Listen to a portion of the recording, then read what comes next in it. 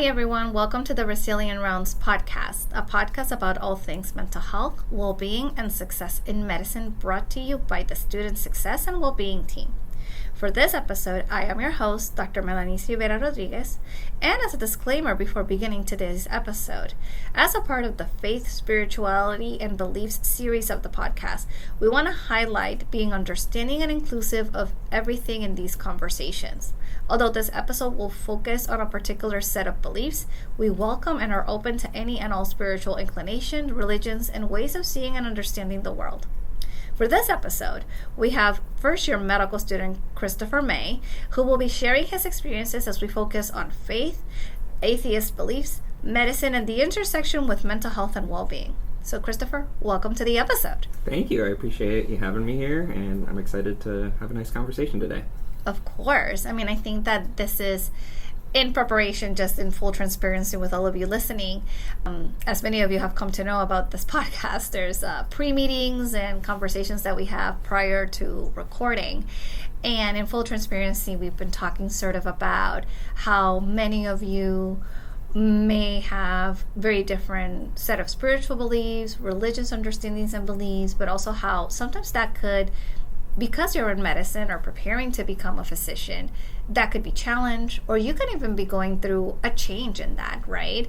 So we were just kind of talking about how it would be just so important to also highlight in these conversations how you can have a certain set of beliefs, or you could have been raised in a household that had a religious sort of inclination or point of view.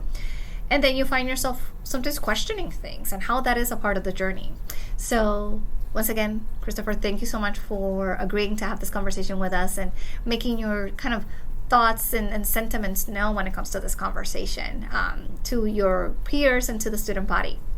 So let's get started. And why don't you tell us a little bit about yourself and sort of the story of, first of all, arriving here in medicine. Like, what inspired you to choose medicine as a career in the first place? Yeah, so I feel like I kind of always knew that medicine was the path for me. I really wasn't sure in the beginning what way to take it. Mainly grew up, and my dad, he was a firefighter, and I always admired what he did. I thought it was super cool. He was a paramedic for the Tampa Bay Lightning. I thought that was awesome, being the first in the field to really contact people and appreciate them and take care of them when they're in time of need. Mm-hmm. And in high school, that was when I really started thinking about my career. Middle school didn't really care. Elementary school, wasn't thinking about it too much about my future. High school is where I feel like I started to worry about that a lot more. And I thought of a couple different directions in science because I knew I really enjoyed science and biology, maybe marine biology because I liked animals, but nothing really clicked. And there was even like a pre-medical program at my high school. I didn't take part of it, but I was always a bit jealous of people who did. So I was like, maybe this is a sign for something. Mm-hmm. So going into college, I kept an open mind, and I was even a bit ambitious. I was like, all right, I love science. I love helping people. We're going to be MD, PhD all the way. Mm-hmm. Brand new freshman at Florida State University up in Tallahassee, coming from Clearwater. And I received something called the Presidential Scholarship, which is the highest scholarship there. And I was just surrounded by these individuals who were all the top of their high school, valedictorians and all that jazz. Mm-hmm. And I really wasn't, so I felt a little bit out of place at first. Right. But I was like, I'm going to show my worth. I'm going to gun for the top and do this crazy hard thing that, not a lot of people do.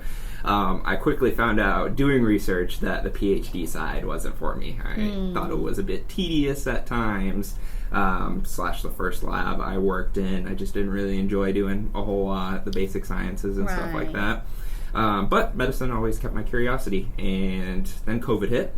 I was signed up to do an emergency medicine technician course, but that didn't go through because of COVID. And that got me thinking a lot more about medicine and my role in it, helped with some vaccine clinics, as well as I got involved with a volunteer EMS unit at FSU. And that was the biggest thing for me, actually being in the patient care, learning critical care and emergency medical services, something I had always been involved in. And I was really involved in a lot of leadership roles on campus. So how I decided on the MD route of medicine is like, okay, I really enjoy leadership. I like taking command and being in charge of a team, as well as I do really enjoy the patient care aspect and being there, especially critical care, which is leading me toward emergency medicine at this point. Which I think, it's so fascinating to talk about how once all of you begin to get a sense of what things actually are versus the stories that we've been told of what they are, we then start to really form our own opinions and our own ideas of things, and then start to make decisions that align with that, right? So I think that there is a bit of a parallel here with the conversation that we're having today, where you go into wanting to do an MD PhD, and once you experience the research sides of that house, you're like, no thank you, like it's great, like I love the people that are going to do it, love that you have a passion for it. That is not my community, that is not my thing. And I can't help but see the parallels with faith, right? Where it's like you can have an idea of what you've been told to believe or to experience when it comes to spirituality and faith, because of your background, because of your upbringing, because of your household, because of the community that you're in. And maybe all of a sudden then you leave that, or you go elsewhere, and then you find that there's other experiences or other religions or other points of view to see the world, and you find yourself like wondering and questioning and wanting to change, right? Or like maybe thinking, maybe this isn't what I need to be pursuing, maybe this is a different way that I can kind of process and understand the world, right? So in your journey to come into medicine and forging the path, what was the faith and spirituality path for you in sort of parallel to that, right? So I'm kind of curious as to, in the same ways that you were beginning to notice that there were some realities to being in medicine and research and all these things, was it a similar experience when it came to faith and belief for you? Yeah, great follow-up, because I feel like there was a lot of parallels in both journeys, and as well as speaking of parallels, great that this episode should be coming out right after the Christianity one, so let's shift it the opposite way. But growing up, kind of like similar elementary, middle school, I didn't really know what I wanted to do with career. It's the same thing with spiritualism. I kind of followed faith blindly, in a way. I didn't grow up in the most religious household. My mom was Catholic. She occasionally took us to church. My dad was raised Baptist/Catholic, and he was never, as young, he didn't really voice his concerns about it, and he did later in life, which I can get to. But I was just taught, I had this really big fear of death growing up. So it was like the easy answer seems to be Christian faith. There's this God, you go to heaven, that all sounds lovely and awesome. And then middle school, I got a bit rebellious. I started to find my love for metal music, and that doesn't tend to be the most Christian at times. Right. And just like, I feel like going through puberty and stuff, you just find yourself to be a bit rebellious. So I was like, yeah, atheism, awesome. All my friends are atheists. And I just kind of fell into it because I thought it was cool, right? To go against the mainstream, go against the norm, be a bit rebellious. I didn't really totally understand it at the time. Right. High school comes around, and funny enough, I get a job as a sound technician at a Methodist church. So I was at church every Sunday for 2 years straight, coming from the ideas of being an atheist before. So that started to make me question things. I would say in high school, I developed into a bit more of an agnostic, just because the people I was hanging out around were a bit more spiritual. A lot of my friends were. And I never really had, like, the time to discover spirituality and faith myself. Like I said, I just kind of followed it blindly young, and then I was just rebellious as, early teenage years. As I got into my later teenage years, I became really curious. Mainly because I started looking into some philosophy. I really started to jive with existentialism, learning it in AP European history, I remember, and just the fact that life is meaningless, and the way I took it is like, you kind of make it your own thing, Right. And I saw faith as a really interesting way to do that. So I would go to my friends' churches, and like I said, going to church every Sunday, and it started to make me question things again. However, going back into college, again, taking these biology classes, learning about medicine, knowing what I wanted to do about medicine, and just being a very logic-minded person. Right. I kind of shifted away from agnosticism. I still have these conversations with people. I still talk about faith to this day, even with my friends. I love talking to anybody, especially Christians, about faith. I find it fascinating because it's something I just don't understand, because I just relate way more with the logic-minded notion of atheism and the fact that biology exists. When we die, that's it. And at first it was a little troubling. Like I said, I was really afraid of death early in life. However, I did experience a lot of death in high school and college, so that kind of got me a bit adjusted to it, and realizing it's just a natural part of life. I feel like a bit earlier on than others. Right. And in college, learning about biology and all that stuff, I started to jive with a bit more. And just the fact of spirituality itself, I could never really grasp. Like, the fact of just putting your faith into something that you don't know exists, just it blows my mind, because it's something I don't feel like I could ever do. And even trying alternative methods of spiritualism and spiritualism practices, I felt like I tried everything. And I just had zero success. It's like these people say they feel God, or even if they practice Eastern religions, they feel this way. I tried the things, but I never related to it. Right. So, as I kind of struggled in college, or I shouldn't say struggled, as I found my way through college to find my career path, I kind of also decided on atheism as my spiritual path. Right. And that's the point where I'm at now. I would say I'm an atheist, and I have been that way for probably the past 6 or 7 years, but I'd say at this point, I understand why now. I'm not doing it out of rebellion as I did when I was a kid, and because the rock stars I listened to talked about it. I'm doing it because it gives me almost a sense of just well-being. I know at the end, I'm gonna die, and that's it. I have one life, and that's it. This is the one shot to do it, and I'm gonna make the most of it that I can. And it's also brought me a bit of a gracious point in life, and the fact that I have this one life, so I'm just gonna appreciate it and take it with a lot of gratitude and be thankful for everything that happens. And usually when I get into the point of the conversation talking to spiritual people about this is where we start to agree. It's oh, okay, I also appreciate my faith from a gratitude kind of standpoint. Right. I appreciate God this way. And I think it's really interesting when the conversation gets there, because they usually get a lot happier because we're finally agreeing about something at that point. And that's about the way I see it, the very long-winded answer to the way I see my faith now.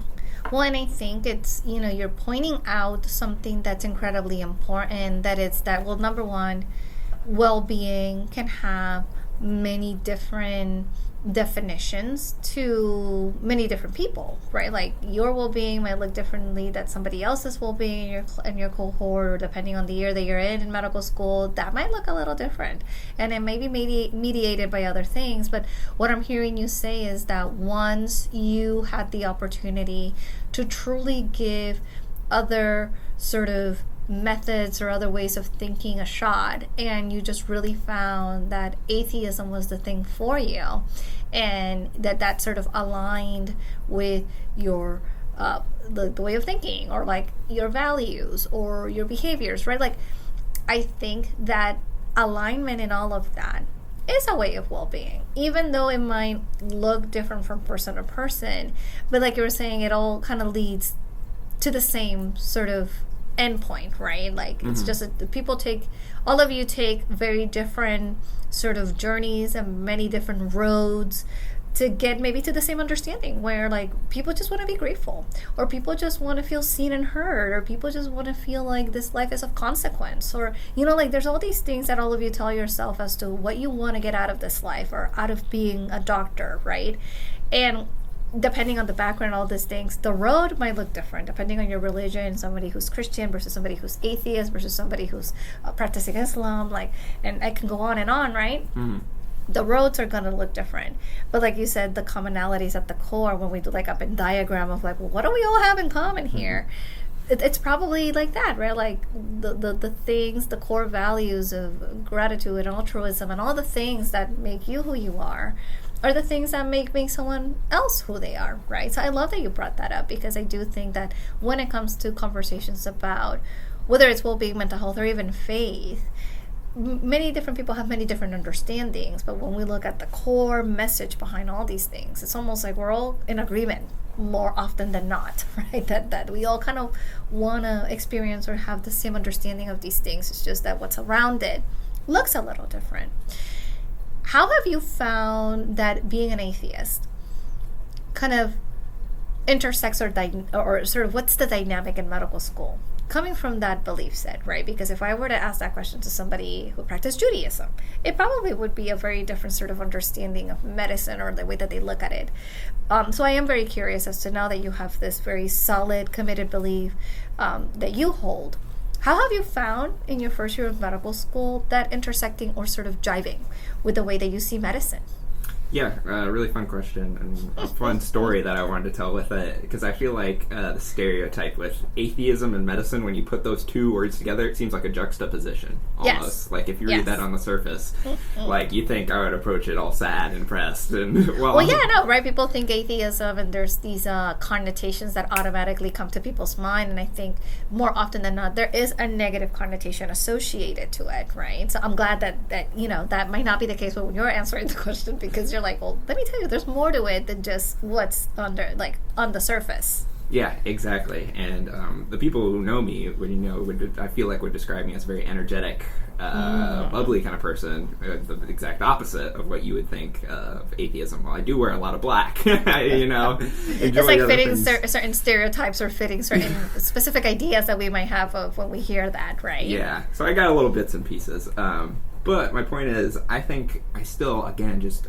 go through it through a very gracious attitude, right? And the way I practice it, and hope to practice it in the future, is both logic-based, but the fact that I don't feel like I have a faith to press on anybody or anything. Not that I'm saying people of faith would do this to their patients, but I feel like it gives me a more open mind to listening to people when, their time is coming, and like understanding them and where their faith is coming from.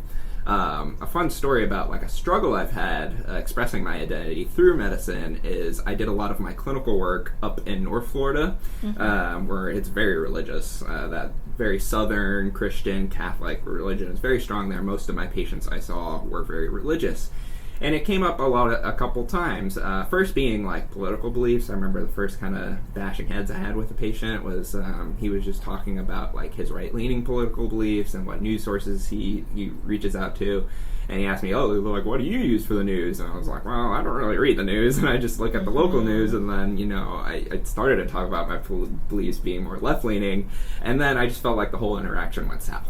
Right, he stopped talking to me. The conversation died down a little bit, and I felt like my patient care went down a little bit because I really pride myself in my bedside manner and like relating to patients and building that repertoire. And I felt like I lost it just by explaining my beliefs. So past that, when religion came up, I was really scared to bring up the fact that I was an atheist. So a lot of time, I can think of at least 2 or 3 that would come up, like patients would just bring up the fact, like, oh, of course, like, you're a Christian boy, where do you go to church, blah, blah, blah, and I would just kind of play along. I was like, oh, I don't really go to church, but, sure, I'm Christian, sure, I'm this, just to kind of save my repertoire and save the relationship I had just built. Right. Because in the practice, I'd be with the patients at least for a good hour talking to them or so. So I wasn't able to express my identity fully. Coming into medical school and how I hope to practice as a future practitioner, I hope to be able to express myself more and be honest with my patients in that way, in order to have an honest conversation about faith if it comes into conversation. I don't feel the need to, tell every patient that I'm an atheist and they should think this way and blah, blah, blah. I just hope for the future that I don't feel as oppressed, I could say, to talk about my own spirituality with my patients. Right. And I hope in the future to be able to have productive conversations when I do. It's definitely going to take a little bit of practice, I know for sure, especially meeting with people with different faiths. I'm not as familiar with the general faith population of South Florida, but I'm coming into it with the mindset of being excited to explore it. Right. I haven't been able to share my own ideals with patients before, so I'm really excited to do that into the future. Right.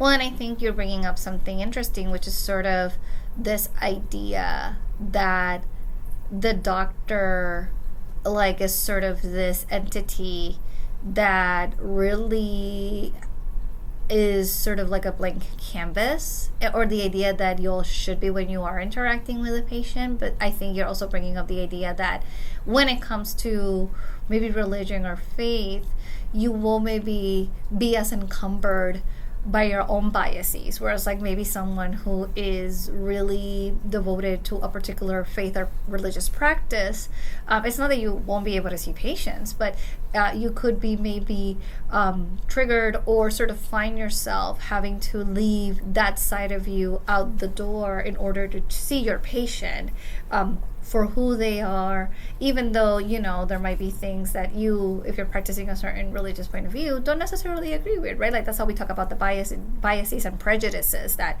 we all naturally have, and how do we leave that or tend that at the door. But in your case with atheism, it's sort of like, in the practice of medicine, it'd be kind of hard because medicine is founded more often than not, and I said it more often than not every single element of medicine can be explained. So we always hold hope or ideas that there are things that we cannot scientifically explain, and why that is, it's anybody's guess, right? And that's where we all fill in the gap as to what we believe around that. But there's also this notion that you are not going to be encumbered with like, oh, I need to leave my biases out the door in order to be able to like listen to my patient right now, even though they're maybe doing something that could go against the grain or be very dissonant to my own spiritual belief, right? So I hear that. And I also hear the idea of honesty with patients. And I think that that is very interesting because it's sort of this idea that you are connecting with the patient, and if there is something that they are saying or that you don't entirely believe in, right, then the question is always like, do I pretend or do I stay silent, or what do I do? And I don't think that there is like a correct answer to that, right? Because that could be very much depending on the patient, the setting, how you're feeling that day, right? Because you could come in saying, I want to be entirely honest about my belief, but then maybe there's a day where you're overwhelmed and it's like, I'm not going to talk about my belief. That's just like an entire conversation that's going to require a lot of energy and a lot of investment here right now, that I just feel like I need to do what I'm expected to do, or the bare minimum to do it. So I do agree with you that there is always room for that honesty with patients, because I do think that they do appreciate getting to know their providers in a way that makes them feel much more connected, right? And if, as we always say, if the self-disclosure is appropriate and it makes sense and they're bringing up the conversation and they're asking you, then you are all being, and I say all of you, referring not just to Christopher, but to all of you listeners, you are being put in a position where you have to make these split-second decisions as to, well, what is right and what is wrong, what is correct and what is incorrect. It's like, this is one of those situations where it's like, we could argue both sides of that coin, and it could be neither here nor there, right? So I love that you mentioned that, because I think that that is what will be coming up as you all train, or if you're all listening and have already trained and are going to be now future residents. This is what you're probably now going to experience twofold, because now it's not just a classroom, you're going to be seeing patients every single day, right? So as we continue to sort of explore particularly atheism and medicine, how do you think, and you kind of already alluded to this with the well-being side of things, how you feel that by coming to the conclusion that this is what you believe, it's brought tremendous well-being into your life. Does that in any way also shape your mental health, or the way that you see the mental health in others? Like, how does that intersect or that relate, you think, for you? Yeah, I think its greatest impact on my life has been being able to be open to all aspects of mental health and try a little bit of everything and see what I like. For example, my most recent mental health well-being endeavor is reading into Buddhism. Like, I've always wanted to read and learn a lot about Buddhist practices, because it seems pretty cool. I haven't delved into a lot of Eastern religions. I've delved into Western religions, as I was talking about earlier. But it's been really neat exploring those kinds of things. And, well, of course, I'm not going to say I'm a Buddhist here. I appreciate the ability to pick up bits and pieces that I really enjoy about the practices and then implement them into my life. Maybe that's being spiritual. I don't know. It really felt like it has been, because I've approached it from the aspect of well-being and mental health and using it more towards that way. Right. Opposed to, just being like, I'm going to start spiritual practices. I'm going to do this as a routine. Right. But it really has helped me over the past couple weeks. I've been into it. I really have found great improvement with it. As well as just overall, I think it helped, just coming with the mindset of not being spiritual and not being faith-based. As I was saying, it gives me a very open mind, I feel like. I feel a lot of my well-being practices, are involved in nature, going out, going for a run, or just taking off my shoes and standing in the grass or stretching in the grass, as many of my classmates might know. Something as simple as that, brings me a lot of joy. Mm-hmm. And honestly, it took me a while to be able to appreciate that. Mm-hmm. And I think part of that is the fact that I'm finally, okay and content with where I am faith-based. Both from a logic-minded perspective of okay, I know the Earth, or I believe the Earth was created just through a Big Bang, what all these physicists talk about, and I'm just very scientifically minded, and the fact that, I don't know, somehow that brings me a lot of peace. Right. Because I know it was created before. If I was still struggling with my faith, I feel like just going outside and touching some grass, I don't know, have an existential crisis over it, because I'm thinking about creation and all that jazz. Whereas now, I like to talk about those things, but they don't really bother me, I guess, is kind of the answer I can provide for that. Yeah. Well, and it kind of sort of leads to sort of this follow-up conversation, which is,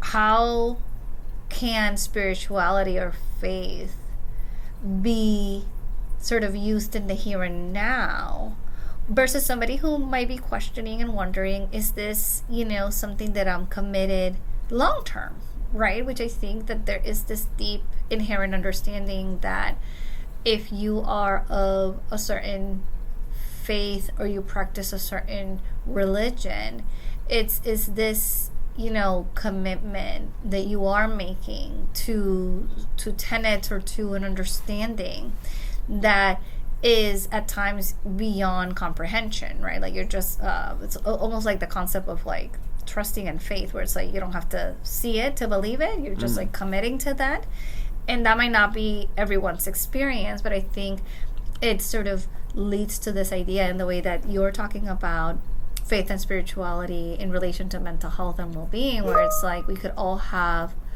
really, let's say, difficult times, or we can find ourselves incredibly stressed.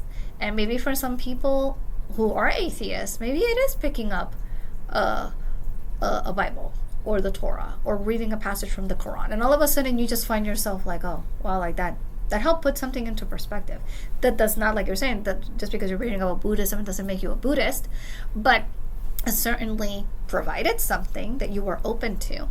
So I guess, what is your sense of being able to utilize elements of faith and belief or religious practices to really take care of yourself in the journey in medicine? Because it's constantly challenging, and there's constant, questions and limits being tested, right? Medicine is inherently so ever changing. How do you think that could be used for yourself or for any of your classmates or peers in medical school to use in the here and now? Yeah, so I'm going to take a quote from The Pit and say, variety is the spice of life. And I think, for all of you watching The Pit, just know that is there. Absolutely. But ever since I heard that, I've always really enjoyed new things and new approaches to whatever I do in life. And I heard that quote, and I don't know, it just really, really got my gears going. I was like, oh, I really dig with that. Mm-hmm. But I think with that, I think it's a really good way to approach medicine. And the fact that trying out new experiences and trying out new things, whether it be for well-being or not, with the end goal in mind, I think it'll help. Whether it be traveling to a new place, or whether it be, I don't know, just practicing a new religion, as we were saying, or just reading something new. I think new experiences just really help shape and define a personality and figure out what you don't and do like, and personally, that's the way I've gone about it to find what well-being practices do work for me and don't work for me. Just trying everything. Like, I'm happy to go to any class, yoga, blah, blah, blah, like, just to try it and give it a shot. And if it didn't work, it didn't work. But if it does work, great, I found something. And the fact that I think it relates to medicine is I think it really helps build repertoire with your patients. Like, when I have these experiences, like a bunch of, like, I can at least say I've tried it. And, if my patient's really into yoga, I'll keep that as an example. It's not totally my thing. I enjoy doing it, but I can't say I'm in love with it. But it's something to help build repertoire with a patient. And I feel like if you have a lot of experiences in life, you can easily build repertoire with your patients. Right. Because you can relate about things more, hopefully, in the fact of it. If that answers your question. Yeah, absolutely. I mean, I think that it's sort of this idea that the more that you allow yourself to experience things, even if you don't know what the outcome is going to be, right? Because a lot of this is also trial and error. And it is also being able to sort of data collect. Like you said, right? Like, maybe yoga for you, it's something that you do. You see a degree of benefit to it. You're not married to it. It's not like, oh my God, like, I'm doing yoga every Friday because I just know, right? Like, you're willing to try it out because you see some benefit in it, and that's part of the menu options.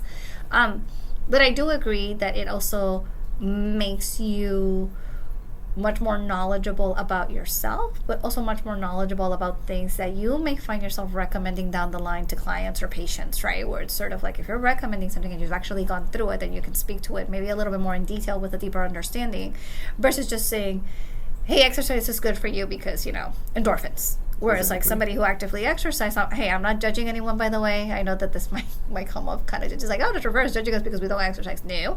What I'm saying is that if that is your cup of tea, then fantastic, and you gave it a shot and it wasn't your thing, then that's cool, because then you can come to the place and perspective of a patient and say, give it a try. It wasn't my thing, but I know that people that have been benefited by this, right? So I 100% agree with the idea that the psychological sort of flexibility of trying new things out, not with an outcome in mind, right, can be incredibly helpful, because it isn't about, if I'm doing this, that I have to commit to it. It's the idea of like, I'm doing this, I'm going to check it out, and then I'll go from there. And if it's my cup of tea, then great. If I like it, amazing. If it's not, at least I could say I did try it, and then I can better inform myself. I can better inform future patients if they're asking questions around this, right? Like, it just gives you like a different layer of understanding, personally and professionally. So I wholeheartedly agree that having openness or an open mindset tends to be a good platform by which we want to start trying new things. Yeah, and just to add on one little point to what you're saying, because I think it could also help with one's empathy when treating patients, because of course we can't really give ourselves a disease and act like we have this disease and really be able to step into a patient's shoes. However, I think just trying different things in terms of relatability helps you be empathetic in a way, whether or not like, oh, they love doing this thing, or oh, they actually the opposite, they struggle doing this thing, because you could give your own insight as a provider into whether or not to help them steer in the direction they hopefully want to, which is a good outcome. Yeah. Well, and I think it's, and to the point of like being open and trying new things, I think, and all of you are probably going to start nodding soon when I say, where's the time, right? Like, I think that I speak to all en masse that, there's some of you listening right now saying, 100% would love to be trying like so many amazing things, but with what time? Because medical school is so incredibly demanding that you have to make tough choices. You have to find yourself picking and choosing between your spiritual well-being, your physical well-being, your emotional well-being, right? Like, it's not like if you could hit all of the things in that, well-being circle or the self-care wheel, you probably all be doing that. You wouldn't need us to tell you. But because your time is being utilized and asked for constantly by the demands of medical training, I could see how some people are like, well, what is it that I can sacrifice? And some people do sacrifice their spiritual well-being. They stop going to church, or they stop praying, or they stop, doing what they need to do to feel connected in whatever way that is. Or they stop doing the physical self-care. Like, how many of you have come to us and said, I stopped going to the gym like 3 months ago? Because, like, with what time? I know, I can relate to that one. Right. So I think it is a very hard balance to strike. And in fear of putting you on the spot, though, so please feel free to say, Dr. Rivera, I do not have the answer to that one. If anything, as a first-year medical student, what have you found that may help, or it's getting you closer to striking a balance between the demands of medical school versus being open and remaining connected to the things that you do believe and know, but maybe also trying new things out? Like, have you kind of figured out or continue to figure out what that equation looks like for you? Yeah, fantastic question, because I can say, Dr. Rivera, I've slightly figured it out. Okay, great. We accept slightly. Slightly is better than nothing at all. So that is amazing. Yeah. So what have you slightly figured out about this balance? Maybe I'm only an M1, so maybe my answer will change too. A couple of years where life gets really busy. Yes. But to the fact, like I was saying earlier, like working out, like exercise has been a really big part of my life and has been like a non-negotiable for most of my life. Right, and then medical school started, and I started slacking and not being able to go to the gym, not going to be able to go on the runs, and I just like found myself not feeling right. So I think my answer comes with a bit of trial and error and a bit of experience. Mm-hmm. Like not gonna lie, the struggle of not maintaining balance has helped me figure out balance to a point where, okay, I'm not as type A about school as I used to be when I was in undergrad. I was on top of everything, I felt like, always doing the best about everything, as we all were as pre-meds. However, with medical school, of course, because of the difficulty, I haven't been performing as maybe great as I expected myself to be if I asked myself a year ago. However, I feel like I found a balance in, incorporating exercise back into my life, social time with friends, the things I care about. It'll holistically make myself a better provider because I'll still have my well-being maintenance program, or I shouldn't say programs, but ways I maintain my well-being. Right. And the fact that I'm not always doing school as I thought I would be a year ago, because my perspective has changed because of that. But it has been a bit of a struggle figuring that out. I feel like I did have to go through points where my well-being was low and I just didn't know what to do, and then just slowly put in back points in my life that I used to enjoy doing. That's brought my wellness up incredibly this second semester. For example, just like running more often, making just exercise in general a non-negotiable. But other simple things, like I didn't play a lot of video games last semester, which is a thing I've done for a lot of my life. Mm-hmm. I am now at least once or twice a week with my friends. We have like a dedicated time, a dedicated routine of doing it and getting into it. And it's a way to connect with my friends who are back at home or in different places across the U.S. So that brings me a lot of joy as well. So I think it is a bit of trial and error in figuring it out, because I think it's different for everybody, and I think that trial and error could help you figure it out. But also, as simple as figuring out your non-negotiables and then implementing that into a routine. It's something you do weekly, monthly, whatever you find best works for you. That has helped me immensely with both my well-being and balancing school. Yeah. Well, and I think it's sort of like in the vein of continuing the conversation on openness and how it leads to being able to take care of yourself in a variety of different ways. Do you think the openness translates also to the types of folks that you relate to, or that you kind of but that engage with in medical school, like classmates? Like, have you ever found that people are openly talking about their own faith, spirituality, religious beliefs, well-being practices?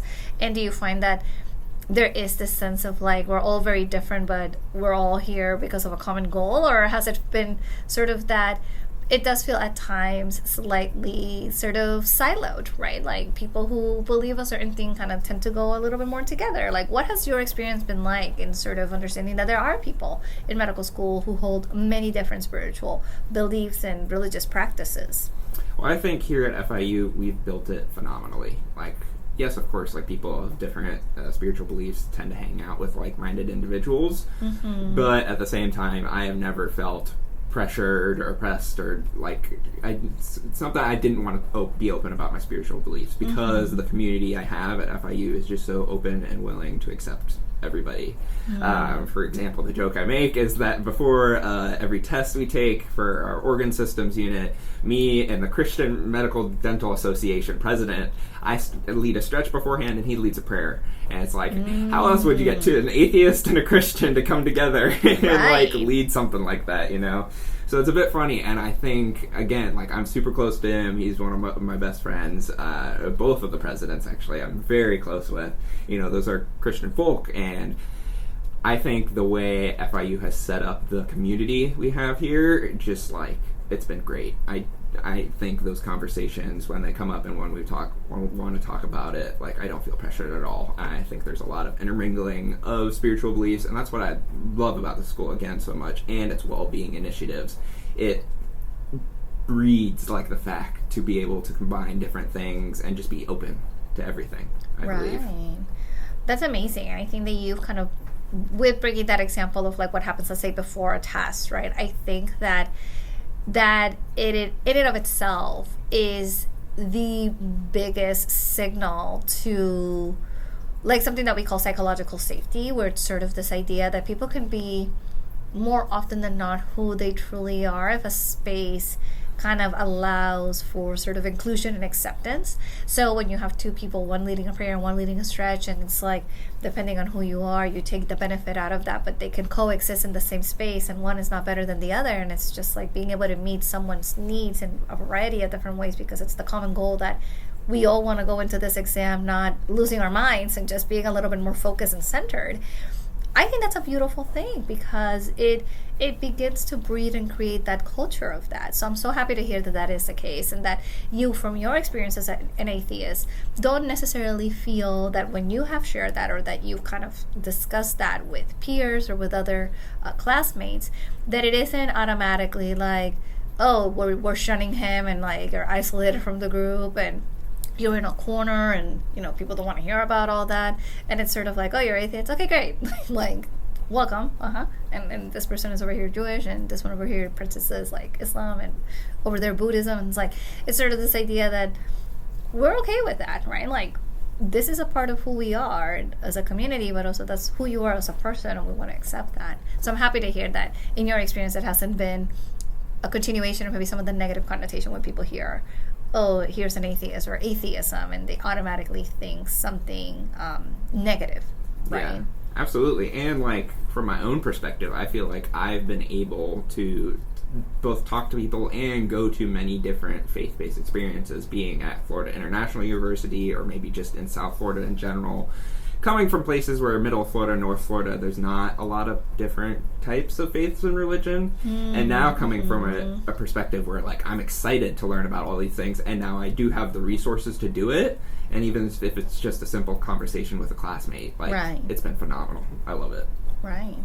So, you know, as we begin to wrap up a little bit our conversation today and sort of reflect on all of these combining factors of atheism, medicine, mental health, well-being, what would be a piece of advice that you would share with a classmate or a peer or somebody who's in the cohort above, right, that are maybe in a similar life path where they're sort of maybe wondering and questioning or thinking, like, do I even believe this anymore? Because I've seen things, because I am in medicine now, and now I'm like tasked with like having to maybe acknowledge that certain things aren't the way that I thought they would be, right? What would be a piece of advice that you would share with someone, since you've been through that journey of experimenting and trying many different things and finally landing on something that really spoke to you? Yeah, so I think my answer kind of comes up from what we've talked about in this episode. Of course, trying to keep an open mind. I know it can be hard for people, if you're just a routine-based person and don't like change. That can be a hard thing to do. But I think in terms of finding faith or spirituality, or not finding it at all, it does help to be a bit more open-minded, so you can just try different experiences. And through that trial, you may have some failure, but as we all know as pre-meds and medical students, like, the failure, it helps us. We discover something new within a failure. It's like, okay, that didn't work actually, so let's try something else. Because that's honestly the approach I've taken it throughout my life is, and still do. I'm still trying talking to different people about spiritual practices and stuff they do. And maybe if I find one day something that jives with me, cool, great, I get to change my faith, great. I just at this point don't think that's going to happen. But I really think just the way that I've gotten through medical school so far, and just life and being able to practice my own well-being, is keeping an open mind with things. And just a quick little anecdote, the hardest or the most mental health problems I had actually started before med school, where I thought I was supposed to be in the happiest point in my life. I just got into med school, I'm relaxing, this is great, but then had a bunch of mental health problems happen. Bing, bang, boom, oh God, what do I do? And I had never gone to therapy before. So I was a bit afraid to try it, but thankfully I just kind of gathered the courage, which is another thing that can take a while. And you just have to give yourself time and grace. But when you do find the courage to do something hard, even if it is just try therapy for once, it can be really rewarding, and it's been something that has helped my life immensely and created a great relationship between us. And I really appreciate the fact that my past self was able to be open-minded and give myself some grace during that really hard time.